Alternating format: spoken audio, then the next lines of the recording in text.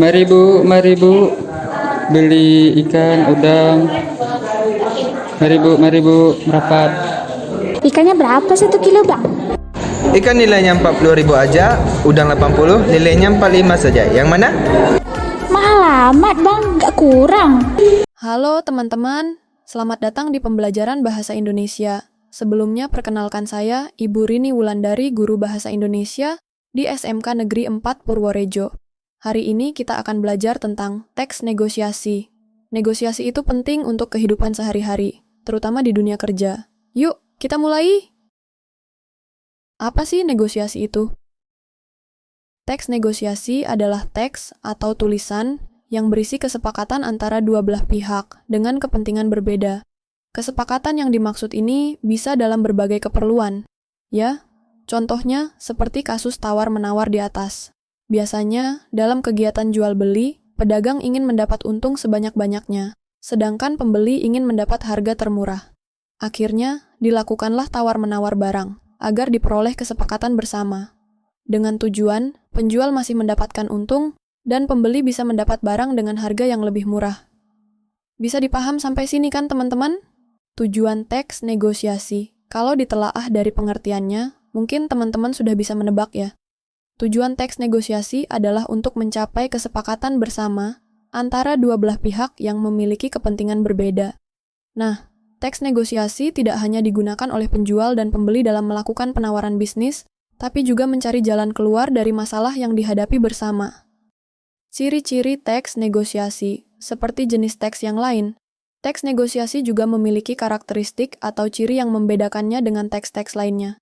Ciri-ciri teks negosiasi antara lain, menghasilkan kesepakatan, menghasilkan keputusan yang saling menguntungkan, memprioritaskan kepentingan bersama, sarana untuk mencari penyelesaian, dan mengarah pada tujuan praktis. Struktur teks negosiasi. Seperti teks lainnya, teks negosiasi juga memiliki struktur yang perlu kamu perhatikan, terutama ketika nanti kamu ingin membuat suatu teks negosiasi. Struktur teks negosiasi terdiri dari 6 bagian, yaitu orientasi, permintaan, pemenuhan, penawaran, persetujuan, dan penutup. Berikut penjelasan lengkapnya. 1.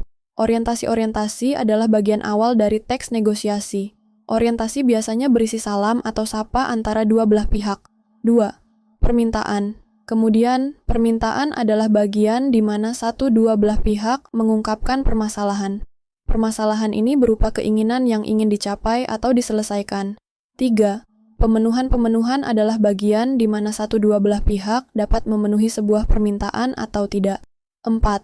Penawaran selanjutnya, penawaran adalah bagian puncak negosiasi. Di sini, terjadilah proses tawar-menawar antara pihak satu dengan pihak lainnya untuk mencapai kesepakatan bersama.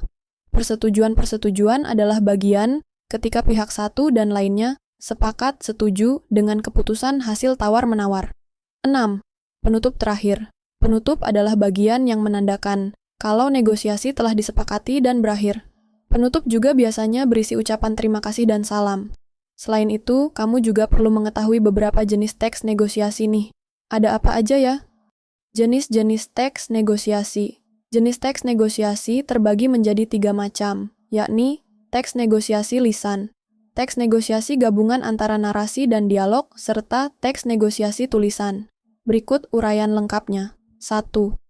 Teks negosiasi lisan. Dari namanya, mungkin kamu udah bisa nebak nih, kalau jenis teks negosiasi lisan dikemas dalam bentuk dialog. Contoh teksnya seperti percakapan sehari-hari, atau dialog tentang penawaran atau kesepakatan antara kedua belah pihak.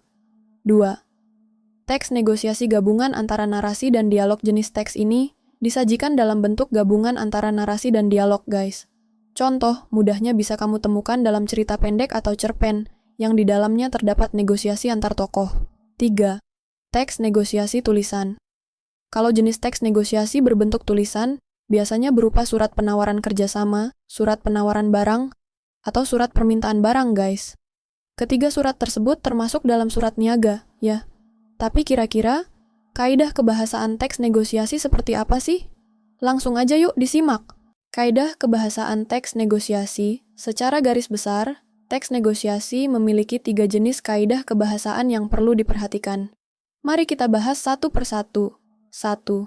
Kalimat persuasif pertama, kalimat persuasif. Kalimat persuasif adalah kalimat yang sifatnya mengajak, membujuk, atau meyakinkan orang lain agar bersedia mengikuti apa yang dikatakan pembicara.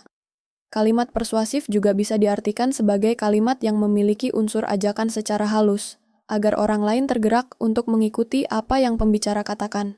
Bentuk kalimat persuasif ini ada 3 jenis, guys. Pertama, berupa ajakan. Misalnya, minggu depan kita nonton konser Coldplay, yuk. Kedua, berupa imbauan. Misalnya, kepada bapak dan ibu dimohon untuk memasang CCTV di depan pintu masuk dan di samping rumah.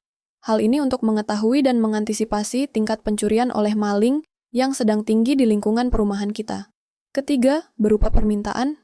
Misalnya, saya berharap seluruh siswa SMA Rogu mengenakan baju adat dari daerah asal masing-masing untuk memperingati Hari Kartini minggu depan. Pasangan tuturan selain kalimat persuasif, teks negosiasi juga memiliki pasangan tuturan. Maksudnya pasangan tuturan apa tuh? Jadi, pasangan tuturan merupakan tindakan saling memberi pesan dan respons antara kedua belah pihak dalam kegiatan negosiasi. Fungsi pasangan tuturan tentu saja agar pengajuan dan penawaran tersebut dapat mencapai kesepakatan. Contoh-contoh pasangan tuturan seperti ini: mengucapkan salam direspons dengan membalas salam, bertanya direspons dengan menjawab pertanyaan, meminta tolong direspons dengan memenuhi atau menolak permintaan, menawarkan direspons dengan menerima atau menolak tawaran, mengusulkan direspons dengan menerima atau menolak usulan. Nah, teman-teman, itulah pembelajaran kita tentang negosiasi. Jangan lupa, negosiasi adalah keterampilan penting yang perlu kita kuasai. Demikian pembelajaran kali ini, Ibu Rini Wulandari pamit undur diri. Tetap semangat belajar ya.